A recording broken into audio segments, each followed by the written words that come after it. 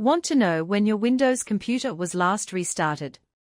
Don't stress yourself searching through settings, there's a quick command for that. First, press Windows + R to open the Run dialog. Type CMD and press Enter. Now type WMOS get LastBootUpTime and press Enter. Windows will display a timestamp showing the last time your computer was booted.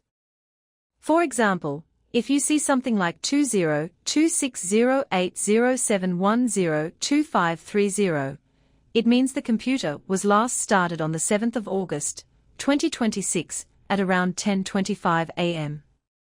But here's an important tip. WMIC is deprecated on newer versions of Windows 11, so if it doesn't work, open PowerShell and use Get-CimInstance Win32_ operating system .LastBootUpTime. And there you have it.